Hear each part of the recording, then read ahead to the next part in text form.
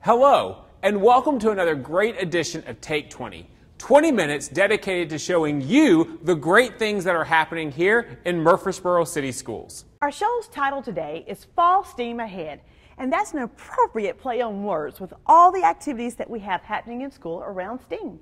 We have science, technology, engineering, arts, and math. And I think today we're going to look at all these things in our segment. One of the things I love about schools is seeing teachers really blend together effective teaching practices with really fun ideas.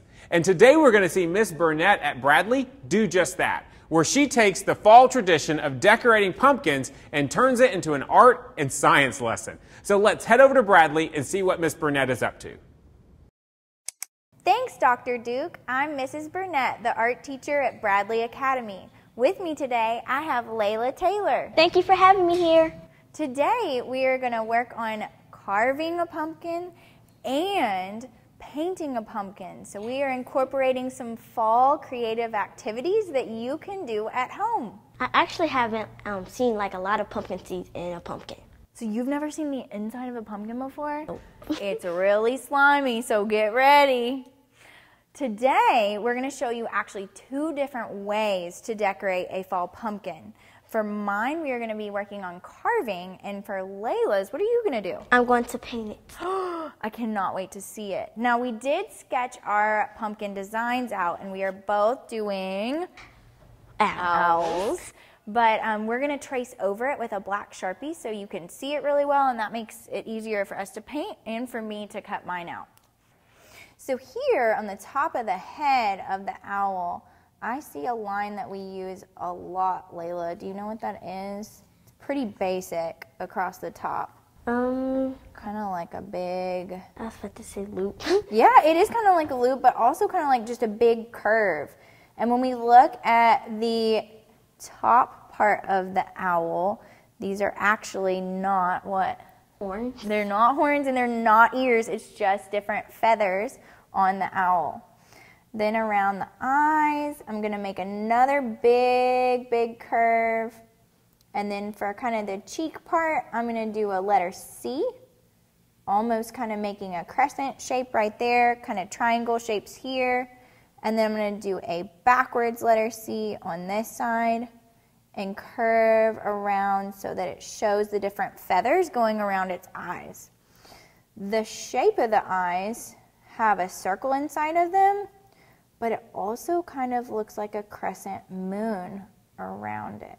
All right, Layla, are you ready to get started painting? Yes, I'm excited. I cannot wait to see it. So you have some acrylic paint here, and are you a fan of light blue? It kind of reminds me of the sky. Oh, I love it. Ooh, I'm noticing that the paint is kind of hard to cover on the owl. So maybe if you're doing this at home, you might need to do one layer. And then what do you think? Could they come back and paint it? Yeah, kind of like let it dry, then do another layer. Then do another layer. Awesome. All right, Layla, I'm going to set this down so that you can paint easier. And I'm going to start diving into my pumpkin carving. Okay, I'll just turn this around so I can see better. Awesome. I think that'll help. Layla, do you want to take a moment and look at what is on the inside? Yes. You were telling me that you had not seen the inside before. No, but all right. I'm feeling like it's like very slimy because you said the texture is slimy. Slimy? Ooh, I think you might be right. Let's take a look. Ooh. You think it's going to be slimy and seeds. So the life cycle of a pumpkin actually starts with these seeds. You're totally right. Do you want to reach in there or you want me to go first? I'll go first. All right, check it out. So it starts with a seed and then, slimy. Ooh, it's really slimy. Does it almost feel wet? Yeah. So it starts with a seed and then the pumpkin goes from a seed to what? A sprout. A sprout, and then that sprout turns into a vine. And then do you remember where it goes from there? in its life cycle? Flower? Yeah, it turns into a flower, and then from a flower it turns into a green pumpkin, and then the last stage of its life is a big orange pumpkin. You're totally right. So here we've got some carving tools so that we can start to build our owl. So I'm going to start near the top of the head, and be really careful if you're doing this at home. And go across the top of the owl's head.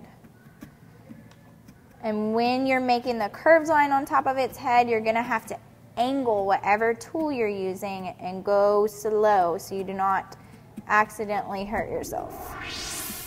All right, Layla, I am finishing up my beak and my last eye, and I'm about to push out the last pieces for our owl pumpkin. I can't wait to see it. Does the beak remind you of any shapes you know, Layla? Rhombus? Rhombus, yes, good job. A lot of people call it a diamond, but it's also called a rhombus. All right, well, let's look at yours. I like it very much. It looks fantastic. The color choices you made, it turned out beautiful. It's stunning. All right, now we're going to take a look at the carved pumpkin and compare the two. I'm excited to see your carved pumpkin. Me too. What do you think? It looks amazing. Oh, thank you. You know what's wonderful? I think that they both look fantastic, but yours is a pumpkin that maybe you would see during the daytime because it's painted. And then this one, when do you think you would see this one? Night. Nighttime, especially if you add a candle or a light inside. Let's see how it looks. Layla, what do you think? I think it looks cool. Awesome. But it's a little hard to see. I think so too. What do you think we should do? Turn the lights off. Ooh, let's turn the lights off. Now that looks better. That looks so much better. Will you turn the lights back on for the camera?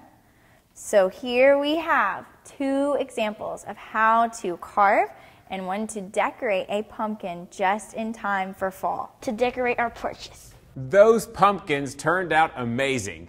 I really liked how they used that same design in two different ways. And I really think it was smart to trace the design on the pumpkin first. Maybe my family needs to spend a little more time and thought on our pumpkins this year. Of course, fall makes me think of pumpkins and pumpkin pie and candy corn and candy apples and pumpkin spice lattes. Okay, let's stop before we both get hungry. The weather is getting cooler, and the days are getting shorter, and fall is changing the colors around all of our campuses. And I believe there's a lot of science to be found in the weather. So let's head on over to Discovery and see what Dr. Krista Campbell is doing in her classroom. Thank you, Ms. Johnson. Hi, guys. I am Krista Campbell. I'm a 6th grade teacher at Discovery School and very happy to be with you today with a science segment on fall. We're going to be looking at what happens to leaves that look similar to this, or even this during this time of the year. So interestingly enough, when fall gets here, the weather begins to change in Middle Tennessee and other places. And it's because of the angle that the sun is hitting the northern hemisphere, and we're right here in North America. And when the sun is hitting that in a different angle because of the revolution around the sun, some of these leaves outside then turn to something like this, or something like this, or even something like this. And I'm thinking that has something to do with how much sun they're getting in that area. So in order for us to really look at these green leaves and think about what color would they be when they change, well, I have a way we can solve that mystery. And let me show you exactly how you can do all of this at home. So we're going to solve the mystery. You got a green leaf you've picked. Remember, it's flat like this.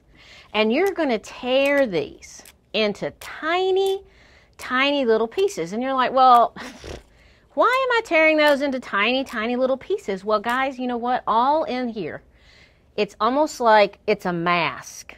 It's almost like a mask on the outside of the leaves because they're all green. Well, what we do know is they don't stay green in the fall months. They change colors. So what we're doing is we're breaking those cells down smaller and smaller, and we're going to put them in this jar. Any glass jar will do. I have baby food jars here, but any glass jar will do. And you're just going to tear, tear, tear. And even if you just want to just get in there and squeeze it and tear it, because what you're trying to do is get it broken down for the inside so that the mask can come off. And it was going to look like this at the end. Okay, so we put the leaf inside the jar. And there are a couple of things that you can use at home. This is alcohol, just isopropyl alcohol that you may have in your medicine cabinet. And you better ask your mom, because if you take the nail polish remover without them knowing, it could be a problem. So you're going to have the nail polish remover or the alcohol. So basically, after you tear the leaf into little pieces and you get it all in there, you're going to take one of your solutions and you're going to gently cover that green leaf with that solution. Well, how are we going to find out what color's inside? Well, here's the thing. That solution is also going to help that leaf's mask come off, and it's showing us its inside color. Believe it or not, when a leaf is green, that's not its true color. Its true color is what happens when all that sugar that's been sent to that green leaf over the summer and the spring, it takes all that sugar down to the roots of the trees, all the way down to the roots of the trees. And guess what? You can even see a little green left in here. That means there's still a little bit of sugar left right there. But the mask is almost off this leaf completely. So you're thinking, how am I going to get that color to show? Because it's still green. So there's two things you can use that are at home. You can take something that can absorb, which kind of just means suck up in, like a sponge. You're going to take something like a coffee filter or even a paper towel, and I'm using skewers today, but you could even use something like a toothpick, or goodness, you could use a stick outside. So you can I'm going to take this skewer just so you can see.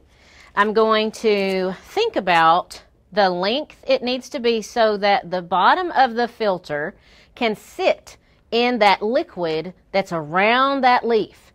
Then I'm going to take that filter, just being mindful, I want it to be able to absorb, so I'm going to take that filter, and then, in order to secure it, I'm going to take a piece of clear tape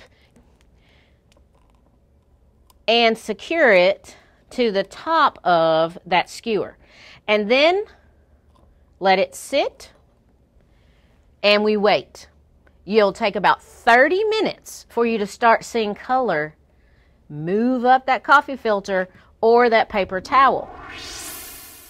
As you can see, when you pull the filter up out of the solution, color is beginning to move up the filter, and you will continue to see it move up the filter as more and more of that color is absorbed from the true color's pigment.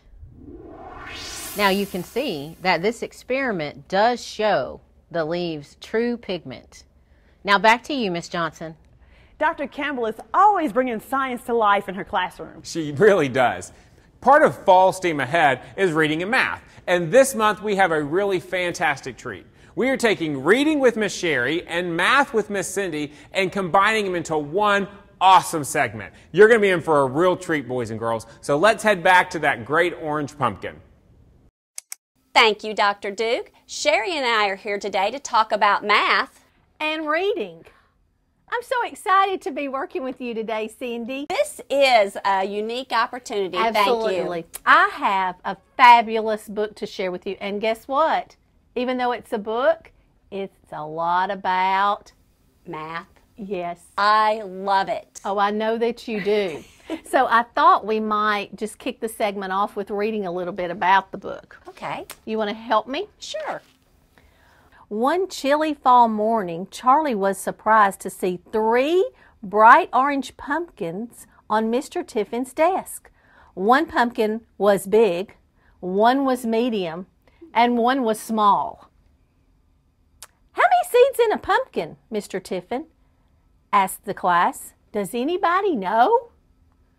So, Cindy, I see that you've brought 3 pumpkins today. Yes, and this is so funny, and I bet you that families are thinking about this because I bet you they have thought these same questions or have really come up with these same questions because we were discussing that. How many seeds in a pumpkin? Great math activity to have our students doing some estimation. So as we look at this large pumpkin, Sherry, do you want to kind of give an estimate about how many seeds are in that pumpkin? You know, Cindy, every year at Halloween, I love carving a pumpkin, and I'm always amazed at how many seeds are in a pumpkin. So I'm going to say this large pumpkin has 300 seeds in it. That is an excellent estimate, and your estimate is so close because there are actually, in this one, 487. I was a little bit off, Cindy. But not much. About how far were you off? About 150 to 200. Yeah.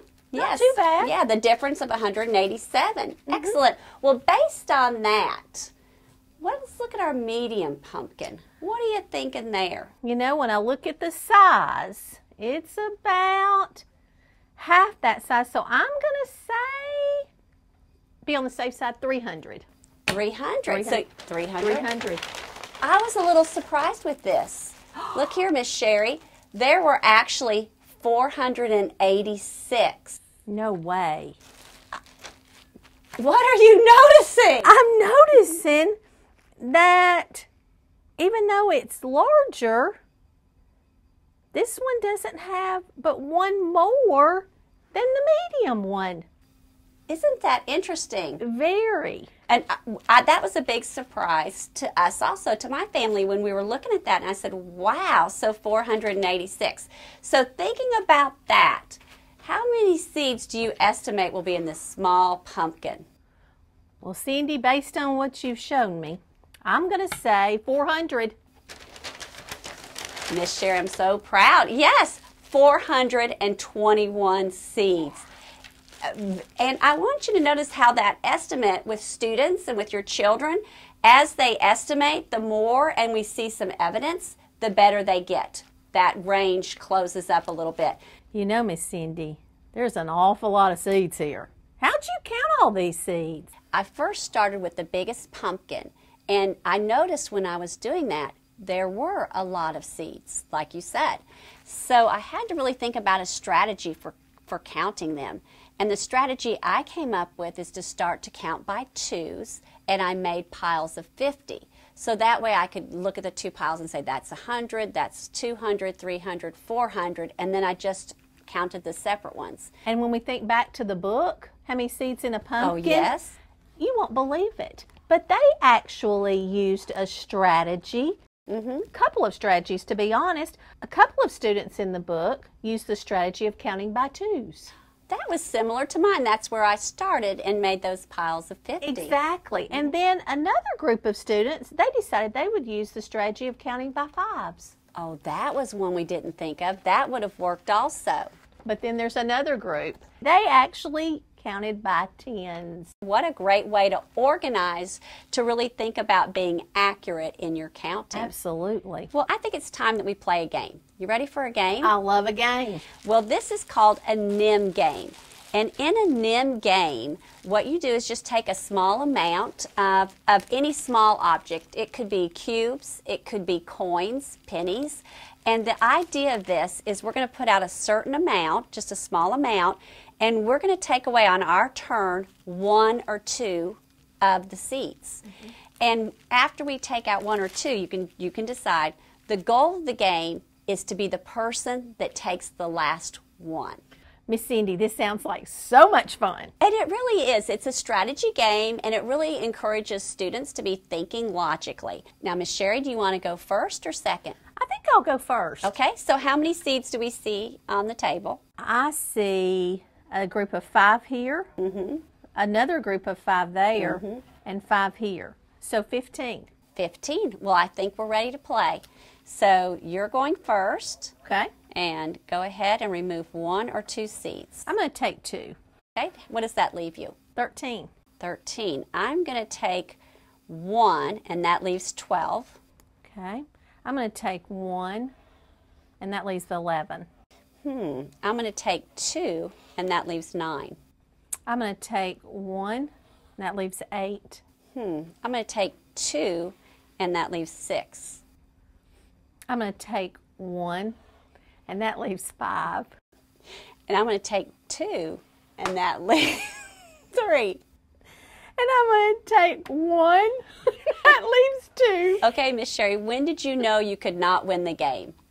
When you started giggling, that's when I knew that I had lost. Well, really, I think of win or learn. So think about that. Do you think there is a strategy where you could always win this game? I do think there is a strategy. Now, I'm not exactly sure what that strategy is, but there is a strategy. So do you have any thoughts of what you're thinking? Well, I was thinking if I took an even amount, then you took an odd amount. You are really thinking. I am. And this is just a great game to play. And to make variations, you change the amount. You keep pushing for strategies. Do they work? Test them. And even you can get to the point where you can say you could take away 1, 2, or 3. Miss Cindy, I just really enjoyed that game. I'm actually going to play that tonight with my girls. They'll love it. It'll be fun. Now that I have a strategy. Yes. One thing I was thinking about to our book, How Many Seeds in a Pumpkin, there's a character in the book that counts the seeds in the smallest pumpkin, and it is determined that it actually has more seeds in it than the large pumpkin or the medium pumpkin.